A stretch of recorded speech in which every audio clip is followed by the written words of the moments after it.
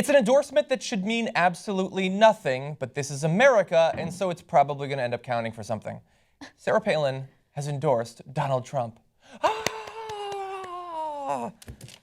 She said this: "I'm proud to endorse Donald J. Trump for president." That's literally the statement she put out. Well, thank you for filling in the blanks. So Sarah Palin, who, when was the last thing she did that did not involve reality TV? Why is she still a person? She has endorsed Donald Trump, who is, of course, going to be thrilled about this because, like, what a person actually represents, what they've accomplished, is irrelevant if you're a supporter of him. Mm-hmm. As soon as you're against him, he's going to dig up all the shit in the world about you. So if she ever turns, wait until he tears her a new one.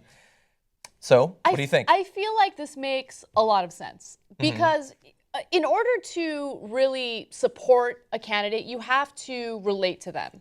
And I feel like Sarah Palin relates to Trump more than any other candidate. Right now, I'm not saying any other Republican candidate is better or is smarter. I mean, they're all idiots. I'd make the case. Okay, look, I think they're all idiots because I don't agree with their policy ideas, but at least some of them have some idea of what they would do policy-wise should they get elected as the next president of this great country.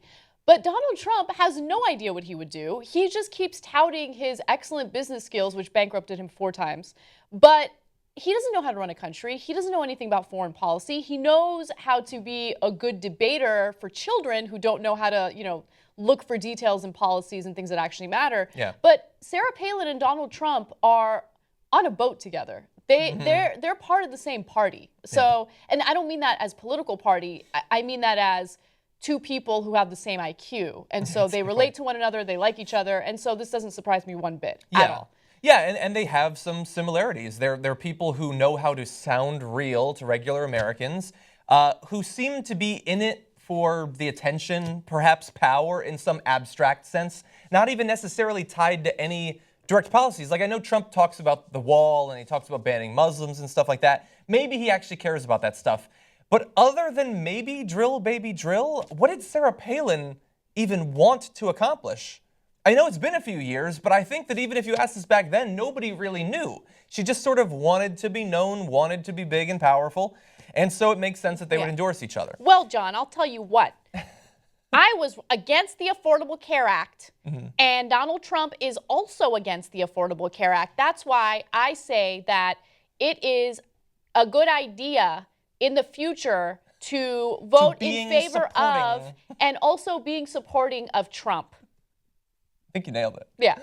So, look, he accepted the endorsement, obviously. He says, "I'm greatly honored to receive Sarah's endorsement. She is a friend and a high-quality person whom I have great respect for." That should lead you to not support him. "I'm proud to have her support." Now, why does this matter? Well, it matters not because we think Sarah Palin's influence should matter, as I said in the intro. It's that, for whatever reason, amongst Republican primary voters, she's still very popular. And so if you're looking to see what his chances are, Trump, in the primary in general, and especially in Iowa, this could actually make a difference. So this is Ralph Reed, the chairman of the Faith and Freedom Coalition, who said, "Palin's brand among evangelicals is as gold as the faucets in Trump Tower." Wow. Go F yourself for that quote, by the way. "Endorsements alone don't guarantee victory, but Palin's embrace of Trump may turn the fight over the evangelical vote into a war for the soul of the party." And we are talking about Iowa, of course, because Iowa is first up. The evangelicals, more powerful in that particular state for the Republicans than in perhaps any other, especially coming up soon. And he is trying to fend off Cruz, whose support comes from evangelicals. Trump is already more popular amongst them than he has any right to be. He doesn't know how to speak about the Bible. He obviously doesn't care about the Bible. And his personal life is a mess. A mess. A mess. A tremendous mess. Which shouldn't necessarily matter to most voters, but if you say that you're living your life based on the example of Jesus Christ and etc., then it should matter to you. But it never seems to when the politicians start doing the cheating and the multiple marriages and all that. I think this is great. I hope that he wins the Republican ticket. I hope that he chooses someone like Sarah Palin or Sarah Palin as his running mate. And I'm looking forward to being entertained. And understand that, yes, some people are worried because there's a chance, a very small chance that he could be elected as president.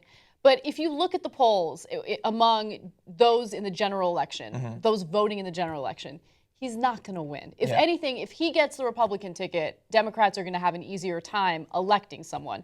And yeah, I mean, if we end up electing Hillary Clinton, will I be the happiest person on the planet? No, but I'd rather have Hillary Clinton than a Marco Rubio or, I don't know, Ted Cruz, if Ted Cruz even has a chance at this point. How is Ted Cruz doing polling-wise after that debate? Do we know? I don't know if you can tie it directly to the debate, but I know because I every once in a while subject myself to Donald Trump's Twitter feed. I wanted to see if he had said anything about this, which he hadn't yet. But according to him, in one of the polls that came out recently, he's gained 4 points back from Cruz in Iowa. That wouldn't surprise me. If there were polls showing it was closer, he certainly wouldn't have tweeted them. So I would check like realclearpolitics.com or something. They'll have all the polls. Right. But no, he's still doing very well against him. Sarah Palin has no substance. I mean, look, if I were a politician who was running on an actual platform, who had real policy ideas, I would try to bury Sarah Palin's support as much as possible. I feel like Embarrassed. I'd be embarrassed. And the fact that Republicans would be happy to be endorsed by someone like Sarah Palin, who doesn't have two brain cells to rub together, as Jake would say, is just, it's madness. It's madness. We have an entire political party in this country that's pure madness.